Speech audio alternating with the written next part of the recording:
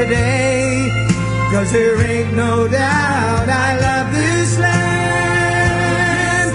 God bless the USA.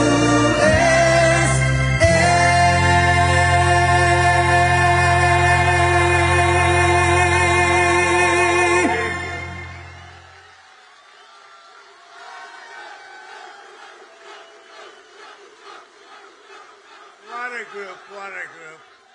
All champions. USA.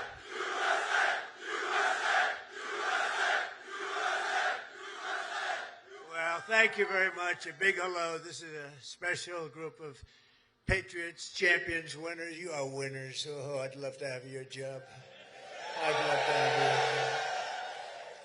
And a very special hello to the greatest sailors anywhere on the seas, the incredible men and women of the United States Navy. Very special people. Thank you very much. It's a great honor. Great honor to be here. But I'm thrilled to be here among thousands of proud American patriots aboard the 100,000 tons. That's a lot of tonnage. Forward deployed symbol of American might, power, and prestige, the legendary USS George Washington. This is some ship. They don't make them this way anymore, but we're not supposed to say that, but they really don't. This is great stuff. This is really an incredible GW, they call it GW, right? And we've come this afternoon to celebrate the strength and the skill and service of everyone on this ship. So we're going to all relax. We're going to have a good time. We're not going anywhere, you know. If you go back to Washington, it's like 2 o'clock in the morning. But I want to just tell you that you are special people, and we're going to have a little fun. And I'm going to tell you how great our country is and how well we're doing, because a year and a half ago, we had a different country than we do right now. Now we're the most respected country in the world. We're the hottest country anywhere in the world.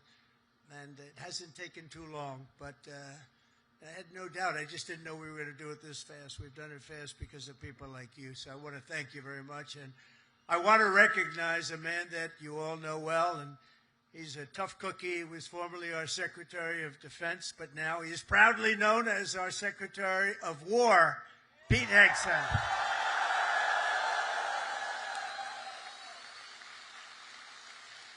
And, you know, I don't say this. He gave up a hell of a job. They were going to pay him millions of dollars. They didn't want him to leave. That crazy fox, they didn't want him to leave. But he wanted, you know, every time I'd go on that show, all he wanted to talk about is the military.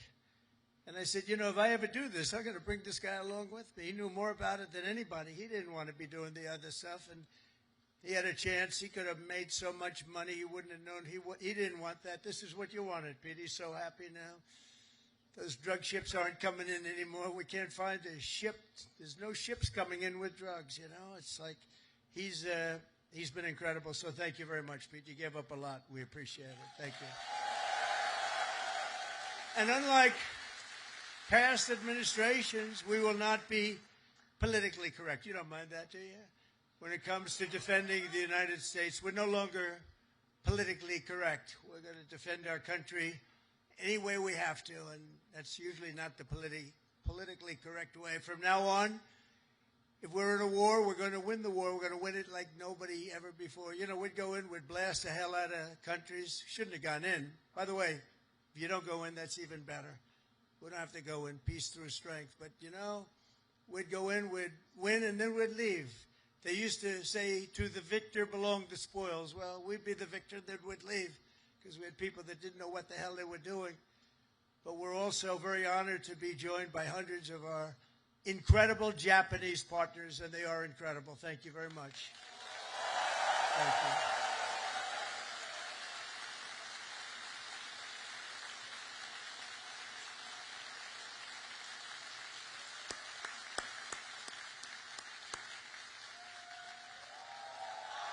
This woman, that's right. This woman is a winner. So, you know, we've become very close friends all of a sudden because their stock market today and our stock market today hit an all-time high. That means we're doing something right. But the cherished alliance between the United States and Japan is one of the most remarkable relationships in the entire world. Really, there's never been anything like it. Born out of the ashes of a terrible war, our bond has grown over 8 decades into the beautiful friendship that we have. It's a foundation of peace and security in the Pacific. You see it? So on behalf of all American sailors stationed in this beautiful country, let's hear it for our allies and the Japanese self-defense forces and all of the Japanese people that we love and respect. And I have such respect for Japan and the country. And now I have a really great respect for the new and incredible Prime Minister. And I have to say this, the first female Prime Minister in the history of Japan. Madam Prime Minister, please say a few words. Thank you, Mr. President, and thank you all. 本日、米国の海軍創設250周年という記念すべき節目に、トランプ大統領とともに地域の自由と平和を守る象徴である空母ジョージ・ワシントンで挨拶するチャンスをいただいたこと、心から光栄に思います。This year marks the U.S. Navy's semi-quincentennial anniversary. As we celebrate the important milestone, I'm truly honored to have this opportunity to deliver remarks with President Trump aboard the aircraft carrier USS George Washington, a symbol of protecting freedom and peace in this region. でまず何よりも日夜、我が国と地域の平和と安全のために尽力してくださっている自衛隊員、そして在日米軍の、軍隊の皆さん、軍人の皆様に心から敬意と感謝を捧げます。First and foremost, I would like to express my deep respect and sincere gratitude to all the men and women in uniform from Japan's Self-Defense Forces and the U.S. Forces Japan for your dedication and commitment to safeguard peace and security of our nation and the region day and night. 6年前に、ありがとう、Thank you.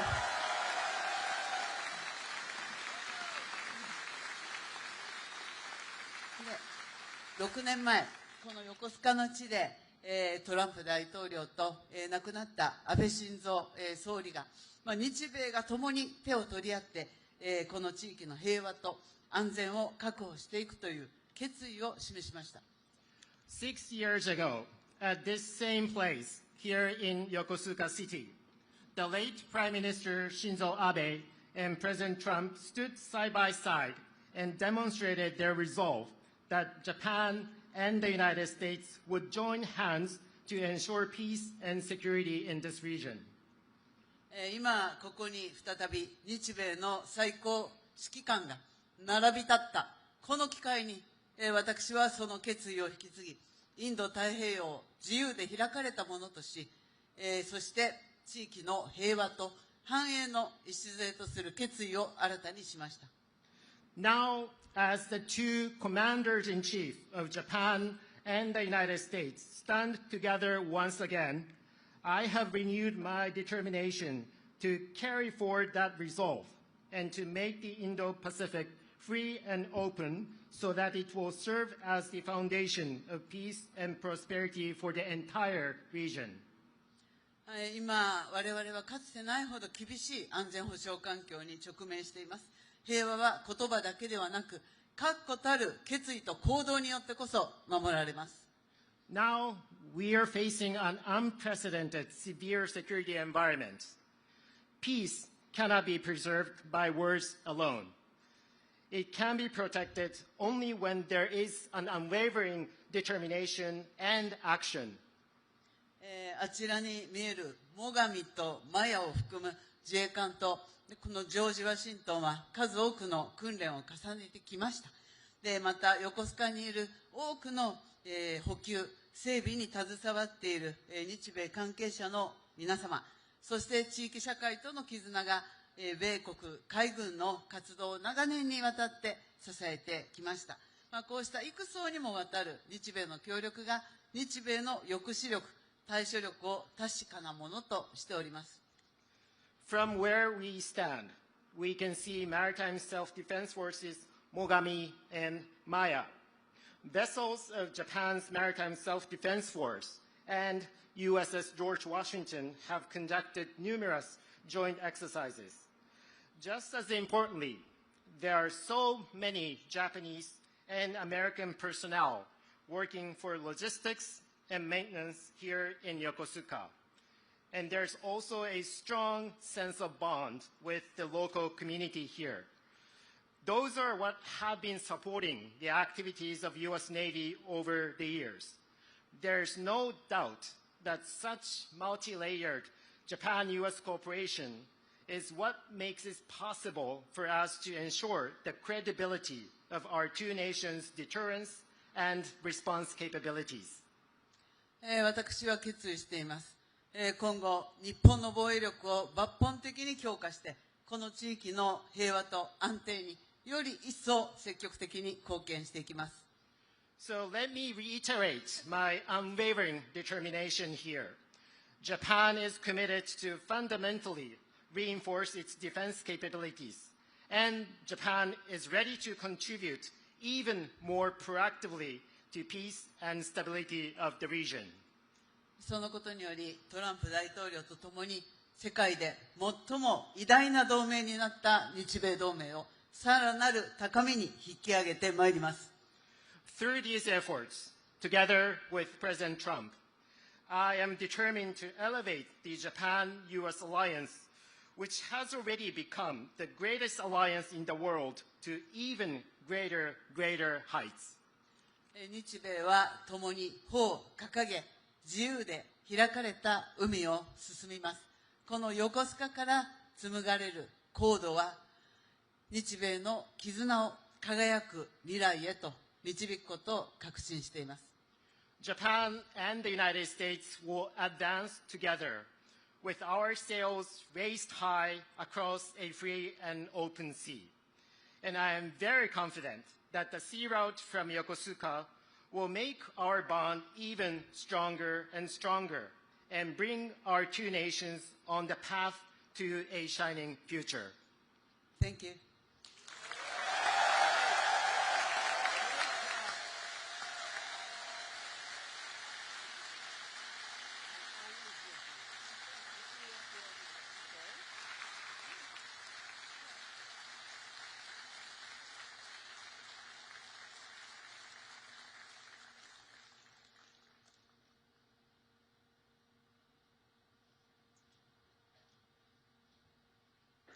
Beautiful. Thank you very much.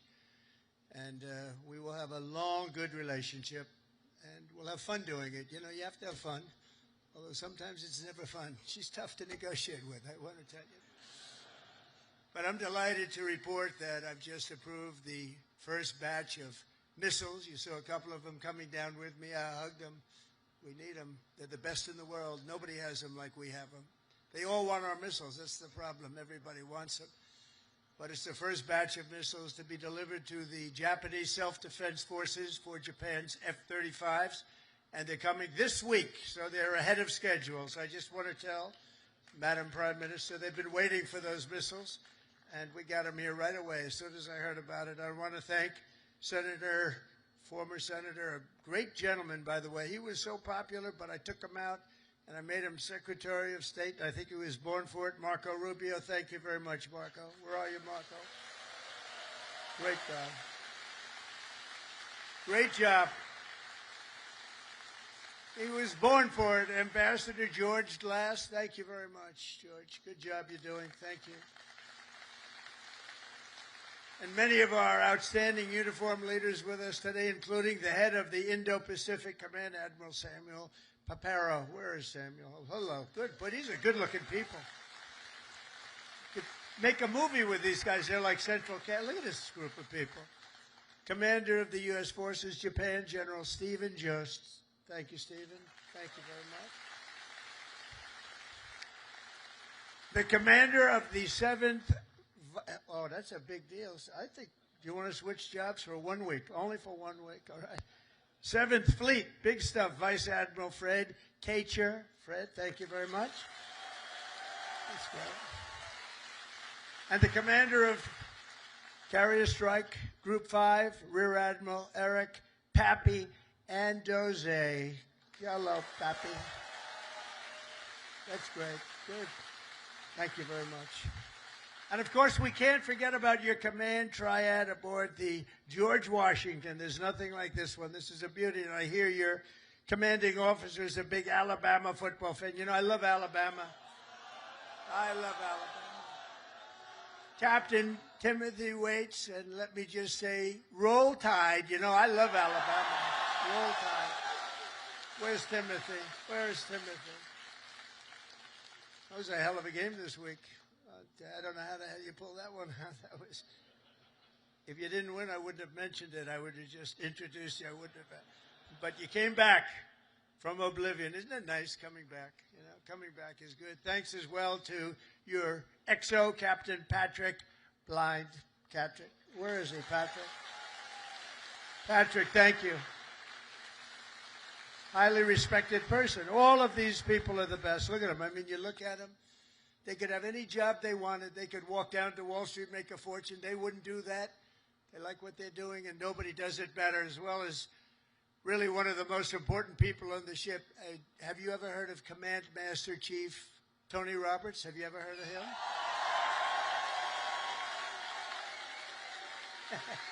Wherever you are, where's Tony? Thank you, Tony. He's a popular guy. And as many of you know, this month we're celebrating a truly momentous anniversary. 250 years of courage and pride, honor and victory by the United States Navy. 250 years. Can you imagine?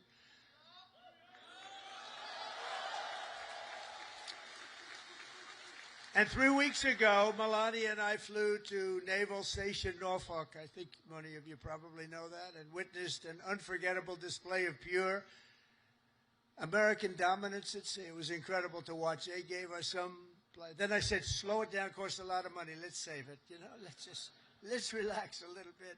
They gave us some great display, from the thunderous roar of the guided missile destroyers, never saw anything like it, to the spectacular sight of nuclear submarines all over the place, to the unstoppable force of another great American aircraft carrier. One thing was clear, that no enemy will ever even dream of threatening America's Navy. There's no Navy even close, not even close. You hear about some of them doing ships, but nobody can do what we do. Nobody has what we have. And we also have the best equipment that rides along in those ships. You see that nobody makes equipment like we do. Nobody makes the ammunition, the weapons, the missiles, the planes, none of it. And if they do, the American sailor stands ready to crush them and sink them and wreck them and blast them into oblivion, right? We have to.